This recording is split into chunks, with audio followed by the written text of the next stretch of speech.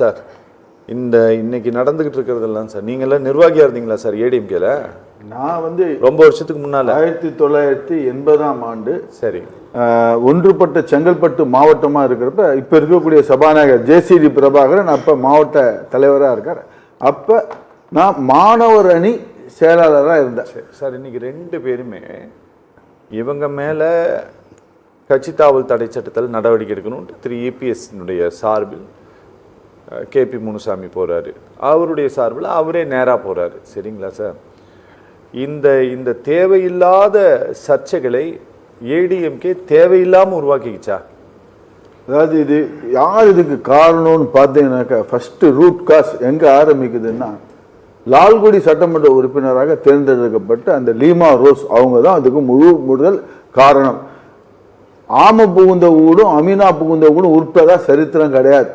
இவங்க வந்து நுழைஞ்சாங்க, அது அவங்கள யார் கொண்டு வந்து இவங்களை வந்து இன்ட்ரடியூஸ் பண்ணுறாங்க எடப்பாடியாருக்குன்னா வேலுமணி தான் இன்ட்ரடியூஸ் பண்ணுறாரு. அப்படி பார்க்குறப்ப இவங்களே ஒரு ஸ்லீப்பர் செல்ல உள்ளே அனுப்புகிறாங்க. இதில் அரசியலில் நல்ல இது நம்ம உற்று நோக்கணும். இது எடப்பாடியார் எப்படி இதை வந்து தவற விட்டார்ன்றது ஆச்சரியமாக இருக்குது. அவர் அரசியலில் நல்ல எல்லா அனுபவம் வந்து சாணக்கியராக இருக்கக்கூடியவர். இது உடனே அவங்களுக்கு வந்து ஒரு கட்சியில் சேர்ந்த உடனேயே ஒரு எம்எல்ஏ பதவியை கொடுத்து ஒரு இது பண்ணதுன்றது இது எங்கேயோ இடிக்குது. அதுக்கு முழு காரணம் எஸ்பி வேலுமணி தான். இவங்க வந்து என்ன பண்ணுறாங்க, இன்டைரக்டாக ஒரு ஒப்பந்தம். இப்போ வந்து விஜய் அவர்கள் வந்து நான் வந்து அரசியல் எதிரி திமுகன்றாங்க, அதுக்கப்புறம் கொள்கை எதிரி பாஜகன்றாங்க. ஆனால் இவங்க 2 பேரையும் வச்சு தான் இப்போ வந்து இது பண்ணிட்டு இருக்கிறாங்க. அதாவது என்டிஏல இருக்க இல்லைன்றாங்க. ஆனால் என்டிஏல மூலியமாக இவங்க வந்து தேர்தலை சந்திச்சுட்டு இப்போ அப்படி தான் வந்துட்டு இருக்கிறாரு. இவங்க என்னன்னா எஸ்பி வேலுமணி அவர்களும் சிவி சண்முகம் அவர்களும் விஜயபாஸ்கர் அவர்களும் நத்தம் விஸ்வநாதன் அவர்களும் இவங்க அந்தந்த ஏரியாவில் இன்னைக்கு பார்த்தீங்கன்னா அந்தந்த ஏரியாவில் எனக்கு தகவல் வந்துட்டே இருக்கு, ஒரு குறுநில மன்னர்களாக செயல்பட்டு இருக்கிறார்கள். மற்றவங்களுக்கு வாய்ப்பு கொடுக்கறதுக்கு இளைஞர்கள் இது போல நான் இருக்கேன் சார், எனக்கு எந்த விதமான வாய்ப்பையும் கொடுக்காத தடுக்கிறது இவங்கள போல ஆட்களை தான். ஏன் இப்போ கோவையில் எடுத்துக்கிறாங்களே, இப்போ கேட்டு அக்ரி கிருஷ்ணமூர்த்தி சொல்லியிருக்கிறாரு. அவர் என்ன சொல்றாரு, இவங்க ரெக்கமெண்ட் பண்ணவங்களுக்கு தான் நாங்கள் சீட்டு கொடுத்துருக்குறோம். அப்படி இருக்கிறப்ப இவங்க மாத்திரம் ஜெயிக்கிறாங்க, ஆனால் இவங்க ரெக்கமெண்ட் பண்ண மற்றவங்க யாரும் ஜெயிக்கல. அப்படின்னா இதில் ஏதோ உள்கூத்து இருக்குதா இல்லையா? இதெல்லாம் முன்னாடியே எல்லாம் இது பண்ணியிருக்காங்க. அதே போல பார்த்தீங்கன்னாக்க விழுப்புரத்தில் இவங்க ரெக்கமெண்ட் சிவி சண்முகம் ரெக்கமெண்ட் பண்ண கேண்டிடேட் தான் இவங்க எம்எல்ஏ டிக்கெட் கொடுக்குறாங்க. ஆனால் மற்றவங்கெல்லாம் தோக்குறார், சிவி சண்முகம் மாத்திரம் ஜெயிக்கிறார். அதே போல புதுக்கோட்டையில் பார்த்தீங்கன்னாக்க அவர் விஜயபாஸ்கர் அவரு பரிந்துரை செய்து அவங்களுக்கு தான் எம்எல்ஏ டிக்கெட் கொடுக்குறாங்க. ஆனால் இவர் மாத்திரம் ஜெயிக்கிறார். இது ஏன்? யாருமே உழைக்கவில்லை, எல்லாம் அவங்கவுங்க சுயநலம், செல்ஃபிஷ். ஒரு கட்சின்னு பாத்தீங்கன்னாக்க எல்லாருக்கும் சேர்ந்து உழைக்கணும் சார். இப்ப திரு எடப்பாடி பழனிசாமி அவர் சார் எல்லாருமே உழைச்சாங்க சார், உழைக்காம சார் இல்ல சார் உழைக்காம எம்எல்ஏ ஆயிருக்கிறது டிவிக்கு ஆட்கள் மட்டும்தான் சார், வேற யாருமே கிடையாது சார். அது ஏற்றுக்கொள்ளுங்க. இவங்க சார் இங்க எடப்பாடியார் வந்து ஒரே நிமிஷம் என்ன நான் முடிச்சிடறேன். அதாவது இங்க எடப்பாடியார் மாத்திரம்தான் 234 தொகுதி இவங்க எல்லாருக்குமா சேர்ந்து வச்சிருக்காரு அவர் மாத்திரம்தான். இதை நீங்க மறுக்கிறீங்களா? அவர் மட்டும்தான் செஞ்சார். அவர் ஏன் சார் இவங்க ஏன் செய்யலன்னு நான் கேட்ட கேள்வி. இவங்க ஆல்ரெடி முடிவு பண்ணிட்டாங்க. சிவி சண்முகமோ இல்ல வேலுமணியோ முடிவு பண்ணிட்டாங்க, நம்ம இதை மொத்தம் தக்க வச்சுக்கிட்டா போதும், கட்சி எக்கெடுக்கிட்டு போனா என்ன, எப்படித்தான் இவங்க வந்துட்டாங்க. இவங்க ஆல்ரெடி எலெக்ஷன் அந்த இதுக்கு போறதுக்கு முன்னாடி எப்ப லீமா ரோஸ் அவங்க வந்தாங்க அப்பயே உங்களுக்கு போயிடுச்சு அந்த இதெல்லாம் என்ன அந்த பங்கீடெல்லாம்.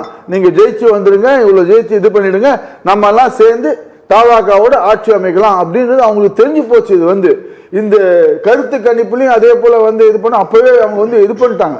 ஸோ இப்படி இருக்கப்ப கட்சிக்கு விசுவாசமா இல்லவங்கள என்ன பண்ணணும்னு நினைக்கிறீங்க? இன்னைக்கு எல்லாம் தொண்டர்கள்லாம் எடப்பாடியார்கிட்ட தான் இருக்காங்க. சார் போட்டேன் சார் எம்எல்ஏ பதவி, 1000 எம்எல்ஏக்களை உருவாக்கலாம், கட்சி தொண்டர்கள் உங்களோட இருந்தான்னாக்க. ஓகே ஓகே ஒரு நிமிஷம் சார். திரு பொதுக்குழுவை கூட்ட வேண்டும். ஐயா நான் கொஞ்சம் அவர்கிட்ட பேசிடுறேன். பொதுக்குழுவை கூட்டணும், தோல்விக்கான காரணம் குறித்து நாம் விவாதிக்கணும்.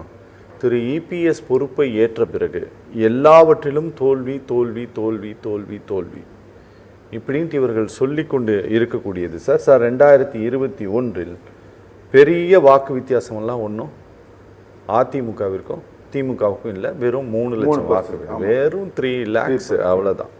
அதுக்கு மேலெல்லாம் ஒன்றும் கிடையாது சார். இது ஒரு ஐடியாலஜி பார்ட்டி. ஏடிஎம்கே டிஎம்கே ரெண்டும் தத்துவங்களின் அடிப்படையிலான ஒரு பார்ட்டி. சித்தாந்தங்களின் அடிப்படையில் நான் சொல்ல மாட்டேன், தத்துவங்களின் அடிப்படையிலான பார்ட்டி. அதுக்கு ஒரு ஒரு பார்வை இருக்கிறது, இந்த மாநிலம் குறித்த ஒரு பார்வை இருக்கிறது, இந்த மக்கள் குறித்த அதீதமான அக்கறை இந்த ரெண்டு கட்சிக்குமே இருக்கிறது. ஆனால் ஒரு தோல்விக்கு பிறகு இதுக்கு மேலே என்ன செய்யறதுன்னு தெரியல அப்படிங்கிற ஒரு இடத்திற்கு ஒரு 5 முறை சட்டமன்ற உறுப்பினராக இருந்த திரு எஸ்பி வேலுமணியும் பாரம்பரியமாக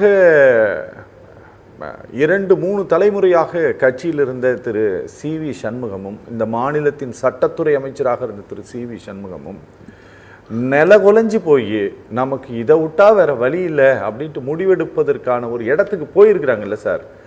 அது தங்களை பலவீனமாக அவர்கள் உணர்ந்ததின் விளைவா, பார்ட்டி மேல நம்பிக்கை இல்லாம அவங்க ரொம்ப தங்களை பலவீனமா உணர்ந்துட்டாங்களா?